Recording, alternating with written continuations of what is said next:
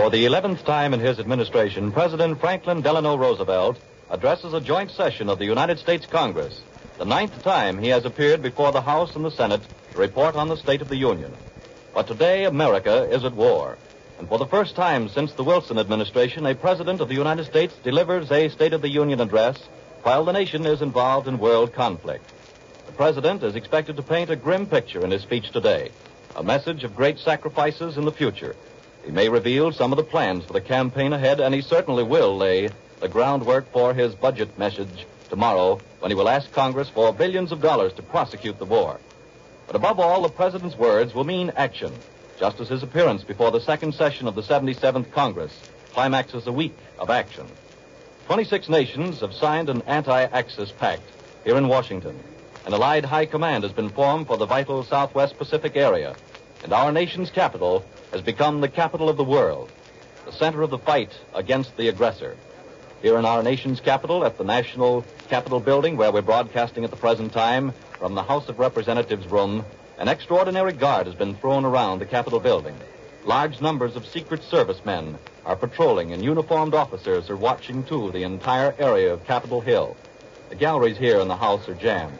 Just received word that the President of the United States is about to enter the House of Representatives here in the nation's capital, where the Senate of the United States and the House have met in joint session. Cabinet members are here. Various diplomatic officials are here. Also attending are the various men who represent different embassies and the allied nations of both the world, those allied with the world, and also with the United States and the Latin American countries.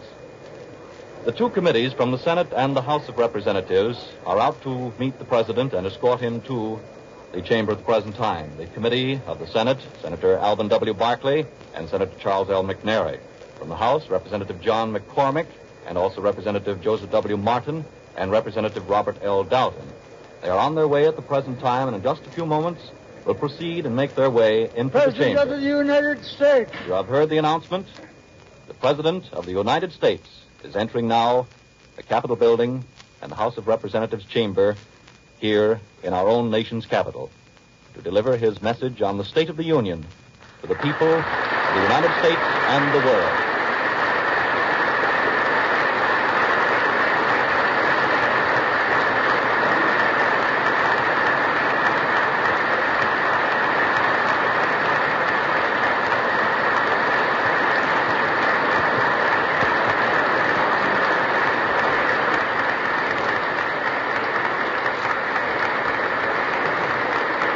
General Edwin M. Watson, the President's military aide, escorts the President, and also Rear Admiral John Beardall, the President's naval aide. The Speaker of the House, the Honorable Samuel Rayburn, will introduce the President of the United States.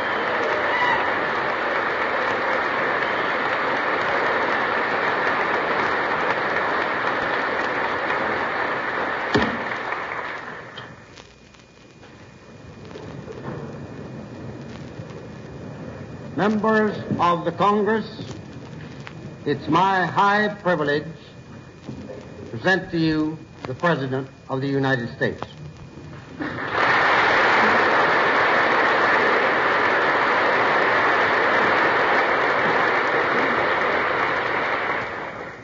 Mr. Vice President, Mr. Speaker, members of the Senate and the House of Representatives of the United States. In fulfilling my duty to report upon the State of the Union, I am proud to say to you that the spirit of the American people was never higher than it is today.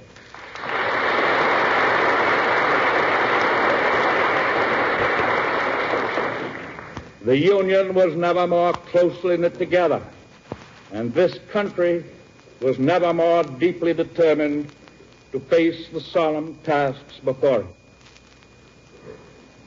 The response of the American people has been instantaneous, and it will be sustained until our security is assured.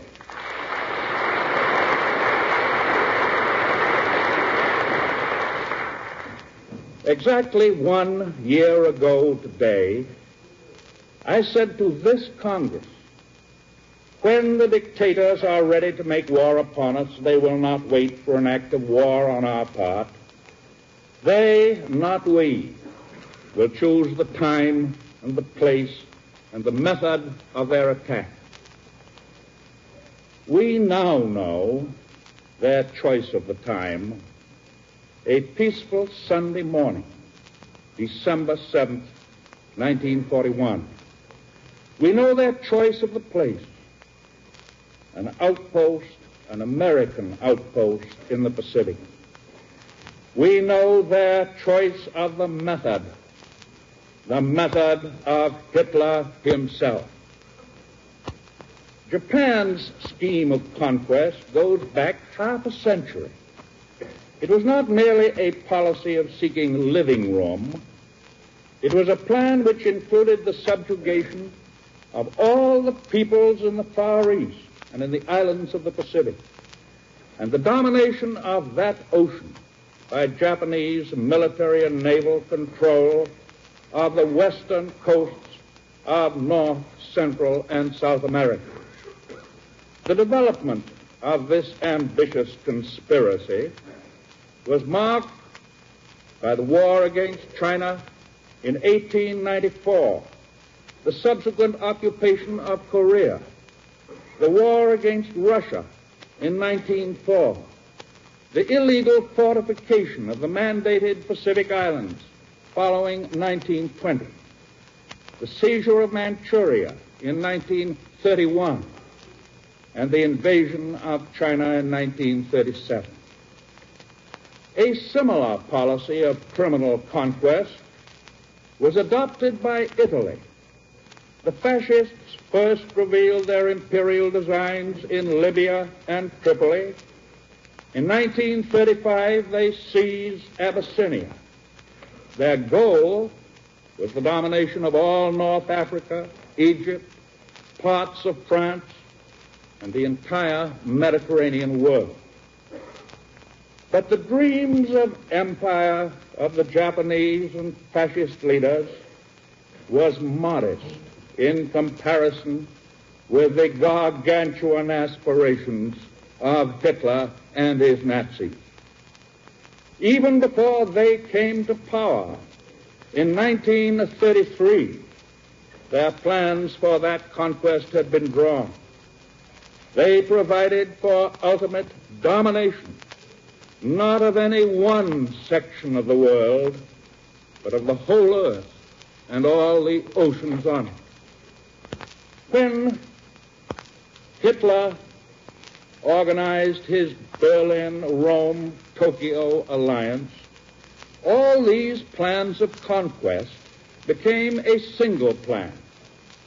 Under this, in addition to her own schemes of conquest, Japan's role was obviously to cut off our supply of weapons of war to Britain and Russia and China, weapons which increasingly were speeding the day of Hitler's doom.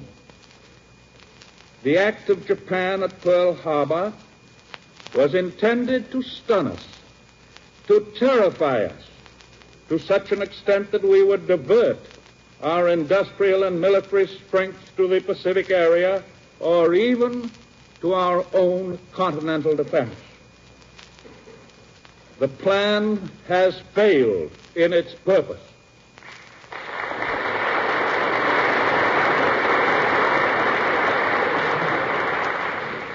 We have not been stunned.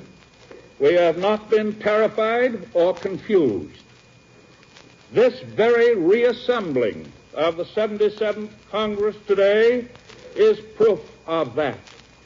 For the mood of quiet, grim resolution which here prevails bodes ill for those who conspired and collaborated to murder world peace. And that mood is stronger than any mere desire for revenge. It expresses the will of the American people to make very certain that the world will never so suffer again.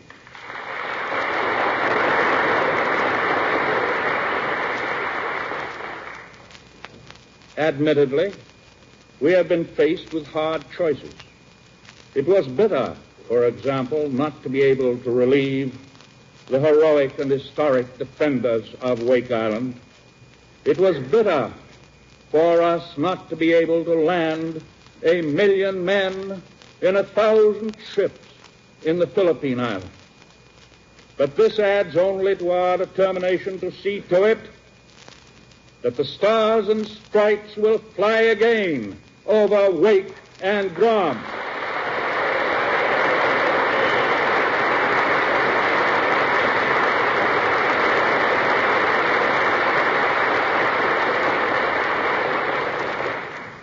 Yes, see to it that the brave people of the Philippines will be rid of Japanese imperialism and will live in freedom and security and independence.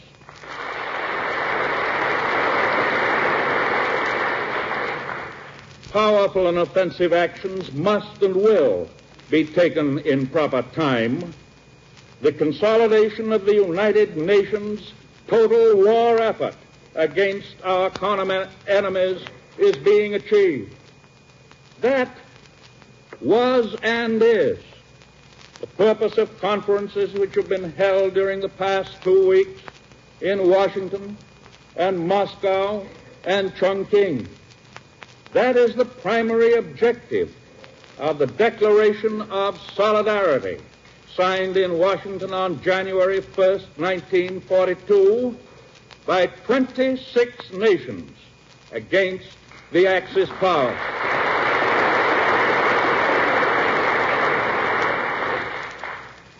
Difficult choices may have to be made in the months to come. We do not shrink from such decisions. We and those united with us will make those decisions with courage and determination. Plans have been laid here and in the other capitals for coordinated and cooperative action by all the United Nations, military action and economic action. Already we have established, as you know, unified command of land, sea, and air forces in the Southwestern Pacific theater of war. There will be a continuation of conferences and consultations among military staffs so that the plans and operations of each will fit into the general strategy designed to crush the enemy. We shall not fight isolated wars, each nation going its own way. These 26 nations are united not in spirit and determination alone, but in the broad conduct of the war in all its phases. For the first time since the Japanese and the fascists and the Nazis started along their blood-stained course of conquest, they now face the fact that superior forces are assembling against them. Gone forever are the days when the aggressors could attack and destroy their victims one by one. Destroy them without unity of resistance. We of the United Nations will so dispose our forces that we can strike at the common enemy wherever the greatest damage can be done him.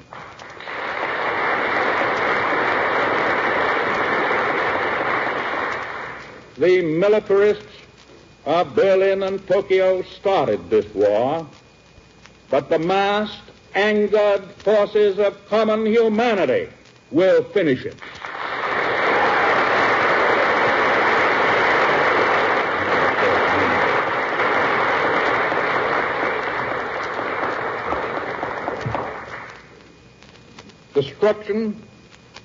Destruction of the material and spiritual centers of civilization. This has been and still is the purpose of Hitler and his Italian and Japanese chessmen. They would wreck the power of the British Commonwealth and of Russia and of China and of the Netherlands, and then combine all their forces to achieve their ultimate goal, the conquest of the United States. They know that victory for us means victory for freedom. They know that victory for us means victory for the institution of democracy, the ideal of the family, the simple principles of common decency and humanity. They know that victory for us means victory for religion, and they could not tolerate that. The world is too small to provide adequate living room for both Hitler and God.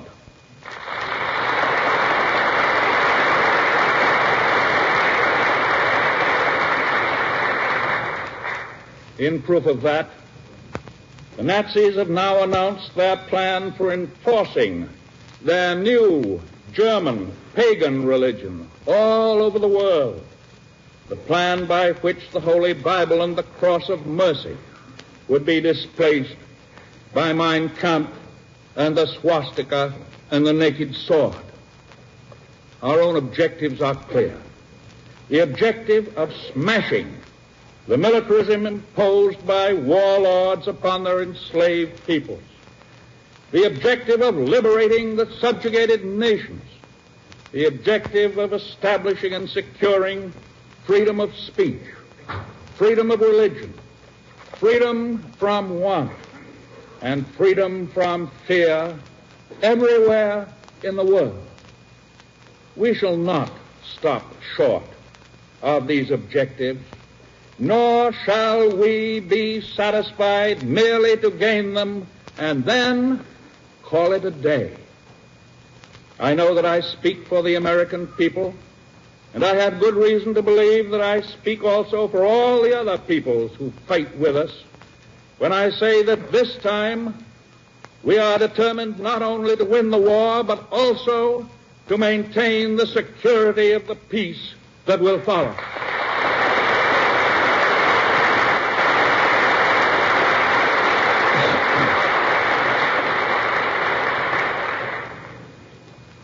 But we know that modern methods of warfare make it a task not only of shooting and fighting, but an even more urgent one of working and producing. Victory requires the actual weapons of war and the means of transporting them to a dozen points of combat. It will not be sufficient for us and the other United Nations to produce a slightly superior supply of munitions to that of Germany and Japan and Italy and the stolen industries in the countries which they have overrun. The superiority of the United Nations in munitions and ships must be overwhelming, so overwhelming that the Axis nations can never hope to catch up with it.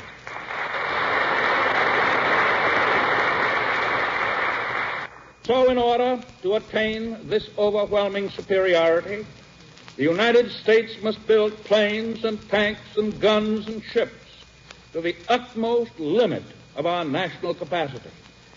We have the ability and capacity to produce arms, not only for our own forces, but also for the armies, navies, and air forces fighting on our side.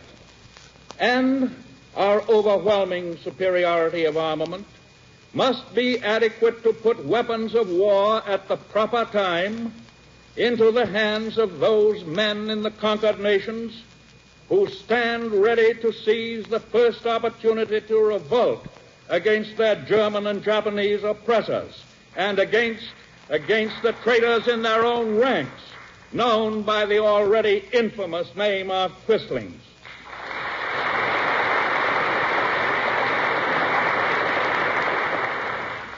And I think that it is a fair prophecy to say that as we get guns to the patriots in those lands, they too will fire shots heard round the world. This production of ours in the United States must be raised far above present levels, even though it will mean the dislocation of the lives and occupations of millions of our own people. We must raise our sights all along the production line. Let no man say it cannot be done. It must be done, and we have undertaken to do it.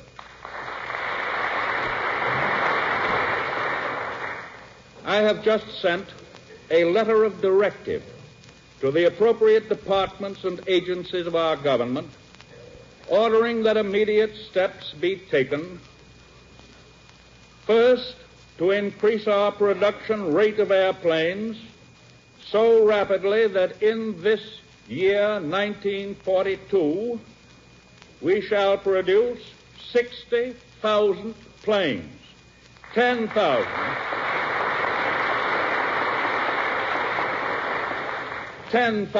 by the way, more than the goal that we set a year and a half ago. This includes 45,000 combat planes, bombers, dive bombers, pursuit planes. The rate of increase will be maintained, continued, so that next year, 1943, we shall produce 125,000 airplanes, including 100,000 combat planes.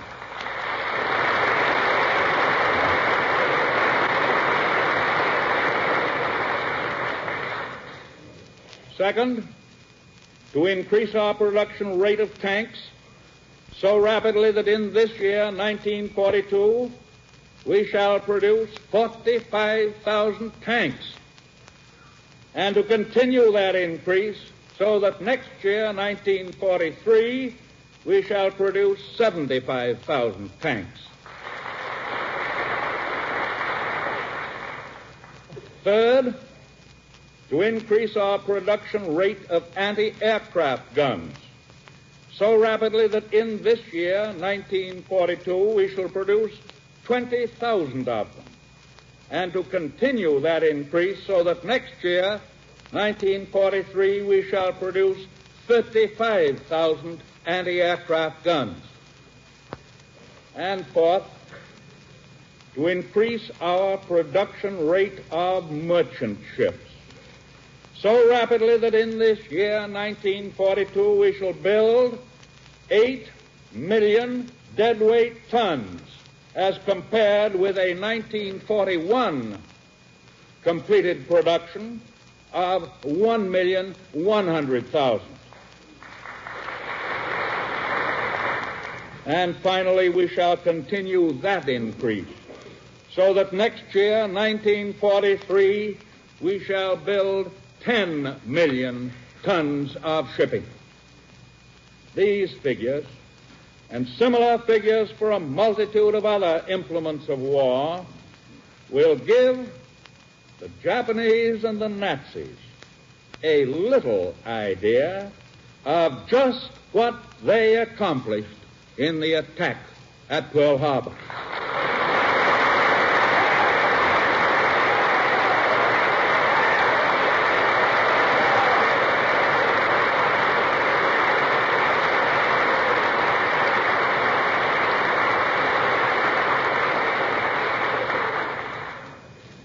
And I rather hope that all these figures which I have given will become common knowledge in Germany and Japan. Our task is hard. Our task is unprecedented, and the time is short. We must strain every existing armament-producing facility to the utmost. We must convert every available plant and tool to war production. That goes all the way from the greatest plants to the smallest, from the huge automobile industry to the village machine shop. Production for war is based on men and women, the human hands and brains which collectively we call labor.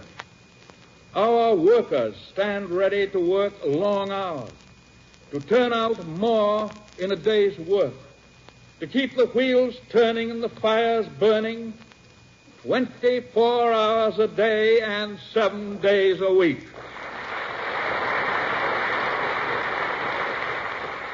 They realize well that on the speed and efficiency of their work depend the lives of their sons and their brothers on the fighting front. Production for war is based on metals and raw materials: steel, copper, rubber, aluminum, zinc, tin. Greater and greater quantities of them will have to be diverted to war purposes. Civilian use of them will have to be cut further and still further, and in many cases completely eliminated. War costs money. So far, we've hardly even begun to pay for it.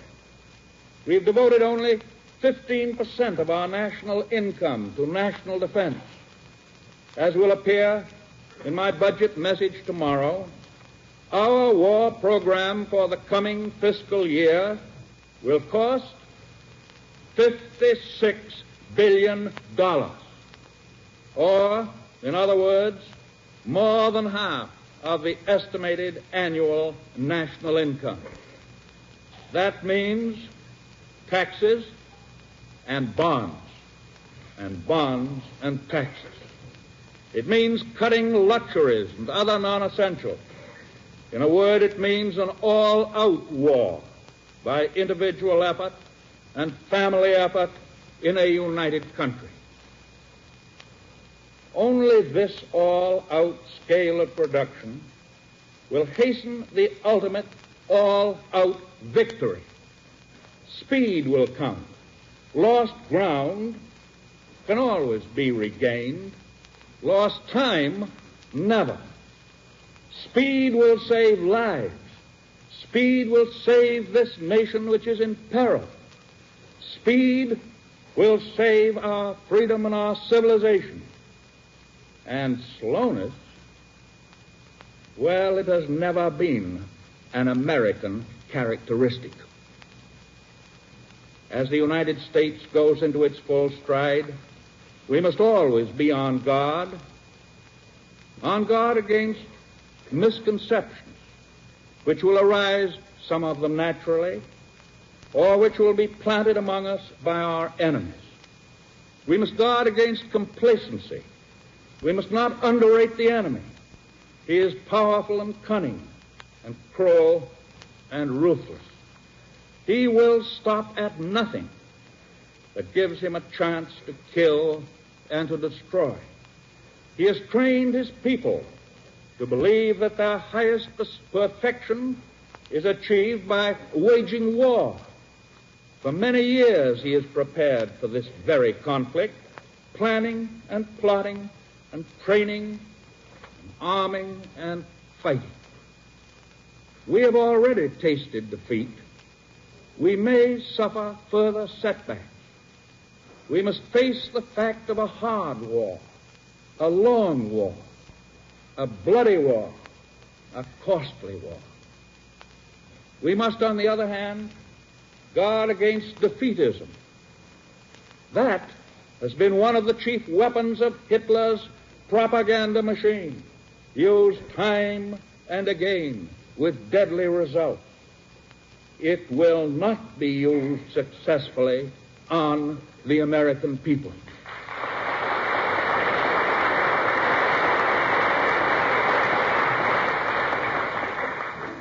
We must guard against divisions among ourselves and among all the other united nations.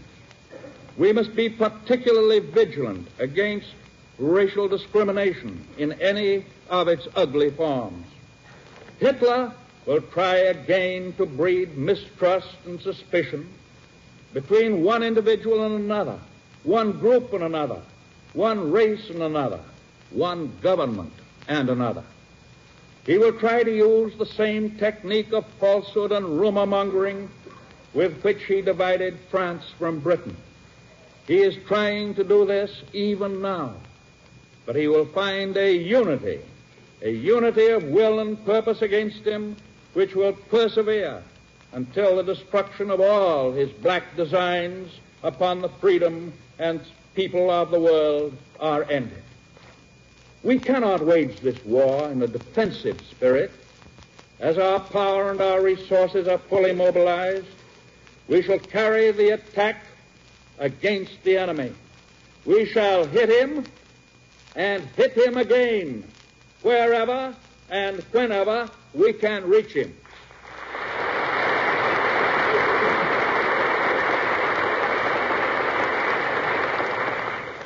We must keep him far from our shores, for we intend to bring this battle to him on his own home grounds.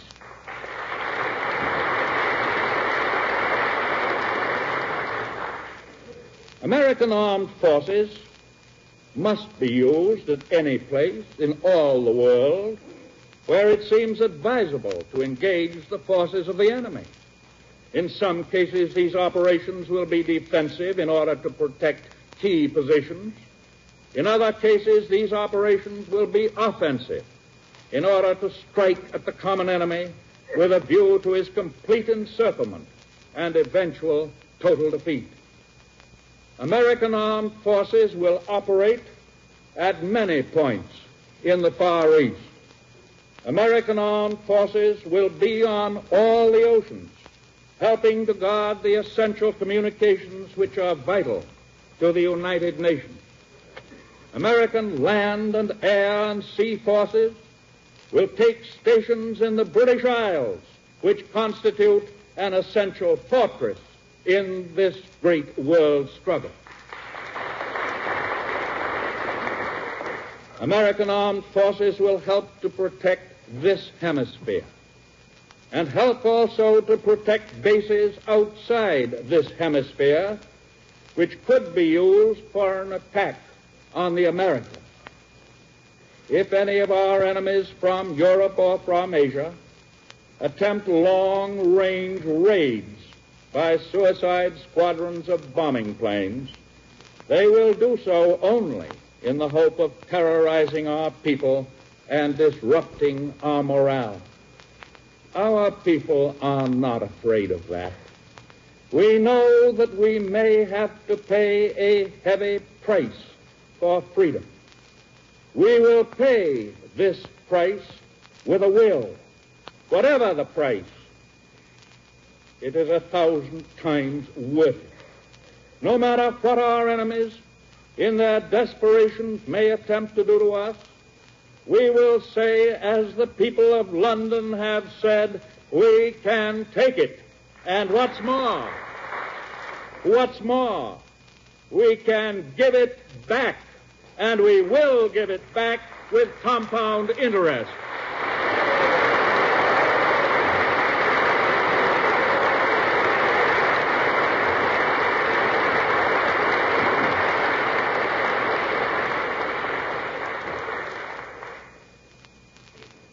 When our enemies challenged our country to stand up and fight, they challenged each and every one of us.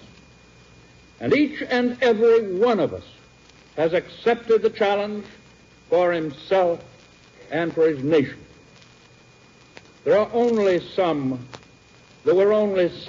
400 United States Marines who, in the heroic and historic defense of Wake Island, inflicted such great losses on the enemy. Some of those men were killed in action, and others are now prisoners of war. When the survivors of that great fight are liberated and restored to their homes, they will learn that 130 million of their fellow citizens have been inspired to render their own full share of service and sacrifice.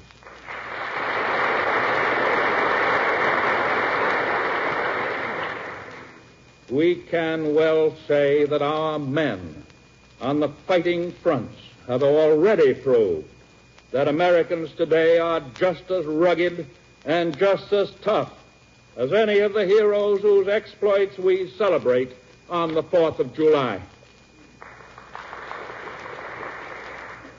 Many people ask, when will this war end? There's only one answer to that. It will end just as soon as we make it end. by our combined efforts, our combined strength, our combined determination to fight through and work through until the end of militarism in Germany and Italy and Japan.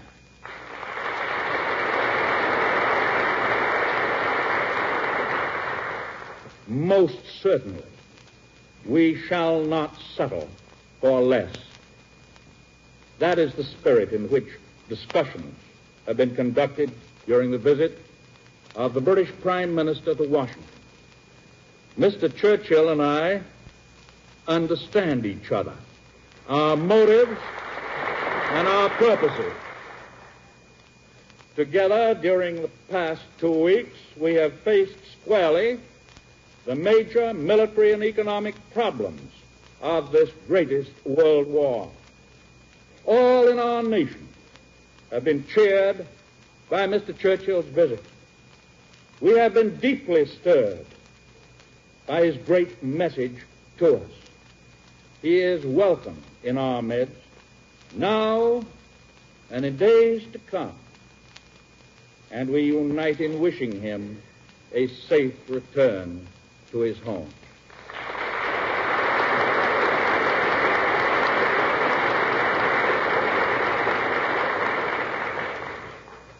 For we are fighting on the same side with the British people who fought alone for long, terrible months and withstood the enemy with fortitude and tenacity and skill.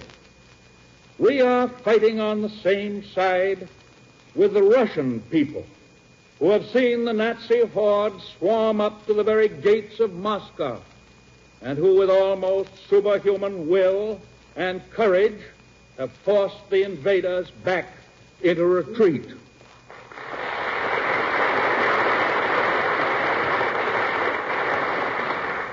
We are fighting on the same side as the brave people of China.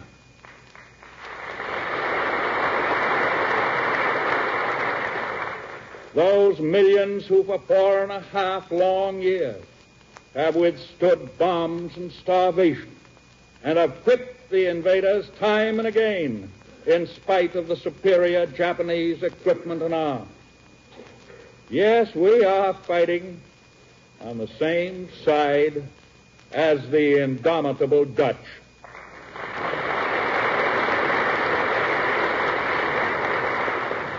We are fighting on the same side as all the other governments in exile, whom Hitler and all his armies and all his Gestapo have not been able to conquer.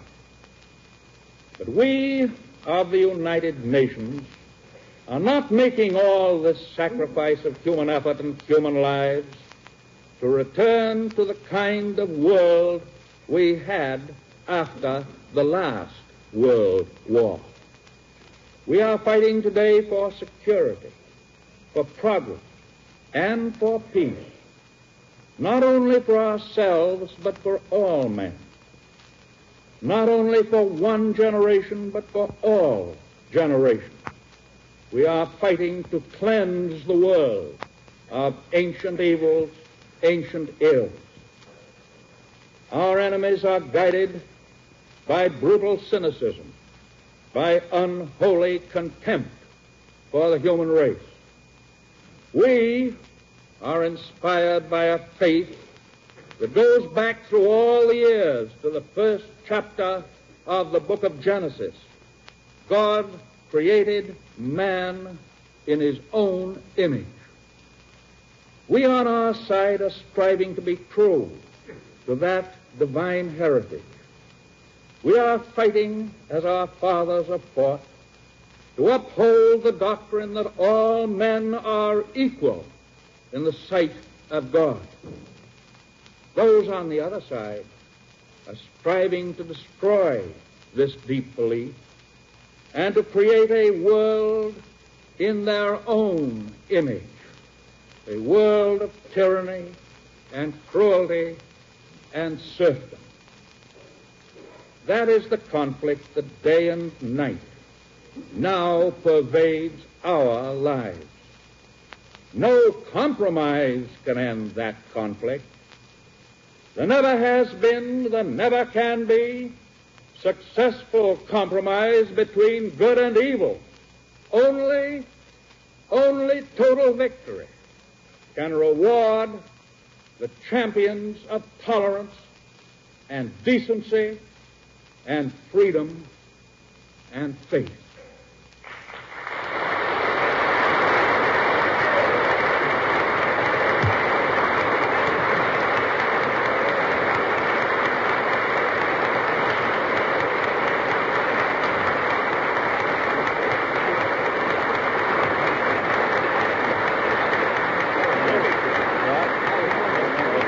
The President of the United States has addressed the joint session of the Congress of the United States on the annual State of the Union.